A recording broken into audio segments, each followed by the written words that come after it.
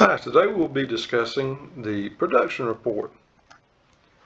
To find your production report, you'll go to the hemp program tile at agi.alabama.gov.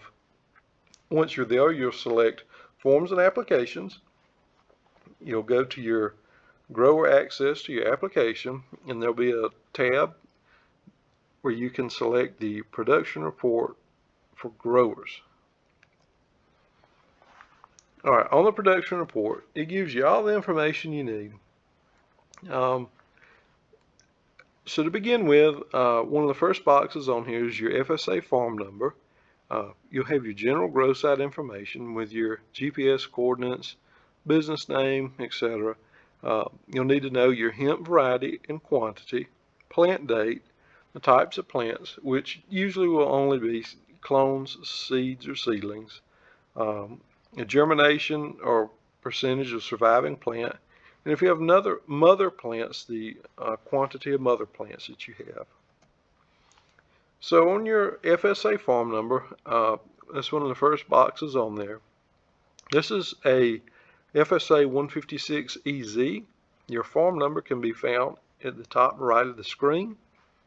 Another document most growers get is a FSA 578 form. On the 578 form, it also gives you your track number and your field number if you do have those. We unfortunately are not the FSA. If you need help getting this, if you don't have it, don't know where to find it, typically most counties have an FSA or USDA office that you can find. If you need help contacting them, we will help you get in contact with them by just supplying their phone number. But other than that, that is about all we can do. The FSA does offer some grants if you do qualify for those. So that is a good contact to have, a good resource to use if you are growing and farming. All right, general grow site information. We have switched from degrees, minutes, seconds to decimal degrees. You have a license number, and they'll all look the same, except for the last 4 or 5 digits. 01 because we're the great state of Alabama, 22 because that's the current year. So the next year's license will be 01_23, and then your number behind that. We ask for the acreage or square footage. If you have 10 acres that are licensed and you only plant 2 acres, hey, on this production report, that's all you need to put is that you have 2 acres planted. The hemp variety and quantity. The variety name must be what was originally approved by ADAI. Sometimes people will shorten or lengthen names. We have a lot of typos occasionally. These are some common typos. People make Queen Dream into Dream Queen, or they'll take Bayox and put Boax. So just be careful of how you spell your varieties. The quantities, be sure to accurately account for everything that you purchased. We do ask that your invoices be uploaded. That is something that is required. Please, carefully count how many seeds, or to the best of your ability, count how many seeds you've planted.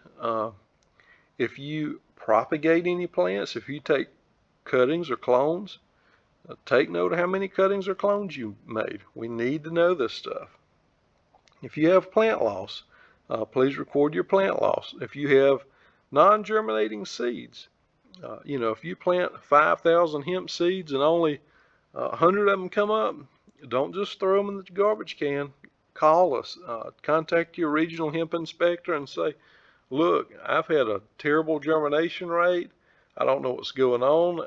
I'd like y'all to come out and document it. And that'd be the best thing for you and us as a grower and the inspector.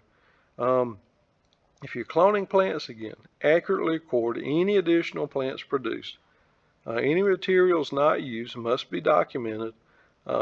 If you carry them over, that's totally fine. But simply just, if you have unused or unwanted material, don't just throw them in the garbage can, throw them in the compost pile. Don't send in a production report and say, oh, I threw, 3,000 plants away. That is kind of unacceptable. So just let us know what's going on. Document it. If you have any questions, contact us. All right, so types of material. Seed, most people will take seed and put it in a small tray. They'll take that small tray and then finally put it in the field or a bigger container. We would like you to record the date of when you put that seed in the starting cup or starting tray. And we would also like you to record the date that you put that little cell pack, or whatever you want to call it, whenever you put it into its final field or container. Clones or cuttings, that's a little bit more straightforward. If you purchase clones or cuttings, you'll just purchase a set amount of plants, and that's really all you have. If you do have plants that are unused, just say you run out of space in your greenhouse or your field, and you've got those extra plants, don't set them outside because you don't have room, and plant them outside. If you're an indoor grow site and decide to put a few plants on the outside, you then have an outdoor grow site. If you are planting outdoors and you say, hey, I'd like to put a few plants inside, you then have an inside grow site. So just be aware of what you do with your extra or leftover material. Germination or surviving plants, we can't expect you to go out and count 5,000 plants. So just estimate as accurately as you can. Again, if you experience poor germination, contact your inspector. If you purchase clones, seedlings, make sure that they're healthy. Check the roots, make sure there's no insects on them, make sure there's no mold growing on them, make sure there's no insect bites on them. Make sure you're getting a top quality product. That's what you're paying for. You certainly wouldn't go to your local farmer's market or grocery store and buy fruit or vegetables that were already damaged or bruised. After your seedlings or clones are purchased and planted, please record the percentage of surviving plants. If you buy 2,000 clones and 3/4 of them die the day after you plant, don't just count them off for dead. Call your inspector, say, hey, I planted these plants, they all died. We can get you in contact with Extension. Maybe there's something going on with your soil. We can certainly get you help to look at your farm or your field to see what's going on. All right, so if you have any questions, if you find yourself in any of these situations where you did experience poor germination, or you did purchase plants that were bad, or you got seeds that didn't come up, anything like that, please contact us. We strongly recommend you using this production report to your advantage. It should not be seen as a nuisance to have to fill out just because we require it. This is a great tool to help you for your record keeping. We highly recommend you utilize it. There's a space for notes at the bottom of the production report. Now, if you would just like to make note that it was cloudy, if there was a bunch of insects, if it was abnormally dry, if it was abnormally wet, take notes. You can save these. These are your documents that you're submitting and providing for us. You can use these in the future for reference to help you grow. There's a reference sheet on the bottom of the production report. If you have any questions about any of the documents or any of the spaces in there of what's supposed to go there, what documents needed, or anything like that, it more or less spells it out for you. But if you do find yourself needing help, please call us. If you go to agi.alabama.gov/hemp/map, there's an interactive map. You click on your county and it'll give you your regional hemp inspector's telephone number. Please call us if you find yourself needing help on any of these.